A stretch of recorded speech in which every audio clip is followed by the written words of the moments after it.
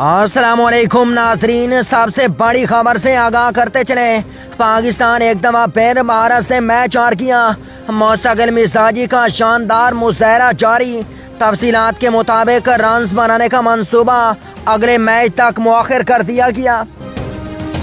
اس وقت کی سب سے بڑی خبر، ہدف معمولی تھا مگر ہم نے اسے تاریخی بنا دیا۔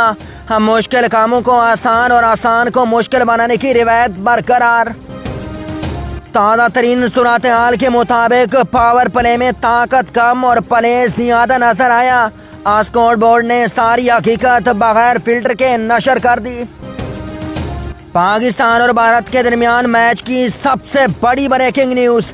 آخری اوور تک امید کو مصنوعی سانس دی جاتی رہی۔ جیت نے آخرکار ویزا ریجیکٹ کر دیا۔ پاکستانی ٹیم نے دباؤ کو مکمل نظر انداز کرنے کی پالیسی اپنائی۔ دباؤ نے بدلے میں مکمل کارکردگی دکھا دی۔ بھارت سے میچ ہارنے کے بعد قوم نے میچ کے بعد تجزیوں کا سیزن شروع کر دیا۔ نتیجہ وہی مگر امید حسب روایت اگلے میچ پر منتقل ہو چکی ہے۔ پاکستان اور بھارت کے درمیان میچ کی سب سے بڑی اپ ڈیٹ۔ بیٹنگ لائن نے آج رازدارانہ خاموشی اختیار کیے رکھی۔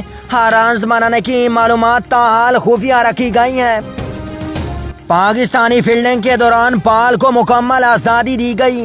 انسانی حقوق کی پاسداری کرتے ہوئے اسے باؤنڈری تک جانے دیا گیا۔ پاکستان اور بھارت کے دوران ہدف چھوٹا تھا مگر عزائم اس سے بھی چھوٹے تھے۔ یوں میچ نے باقاعدہ طور پر رخ بدلنے سے انکار کر دیا۔ اب تک کی سب سے بڑی خبر، پاکستان نے بھارت کے خلاف میچ ہار کر تسلسل برقرار رکھا ہے۔ کارکردگی نے استحکام اتنا مضبوط رکھا کہ تبدیلی کی کوئی گنجائش نہ چھوڑی۔ ناظرین، انتہائی اہم ترین خبر سے آگاہ کرتے چلیں۔ میچ کو 2 دن گزر گئے مگر شکست ابھی بھی قومی شیڈول میں شامل۔ کارکردگی کو وقتی اور صبر کو طویل المدتی منصوبہ قرار دے دیا گیا۔ بڑی خبر سے آگاہ کرتے چلیں۔ شکست کے بعد ری بلڈنگ فیز کا اعلان کر دیا گیا۔ یہ مرحلہ پچھلے چند سالوں سے تسلسل کے ساتھ جاری۔ تازہ ترین صورتحال کے مطابق شکست کو مثبت پہلو سے دیکھنے کی اپیل کر دی گئی۔ مثبت پہلو تاحال تلاش کیے جا رہے ہیں۔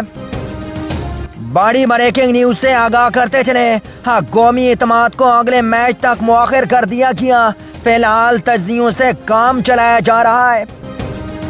کمیٹی کی اہم ترین اطلاعات کے مطابق کارکردگی پر سنجیدہ غور کا عندیہ دے دیا گیا۔ غور کی مدت غیر معینہ مقرر کر دی گئی۔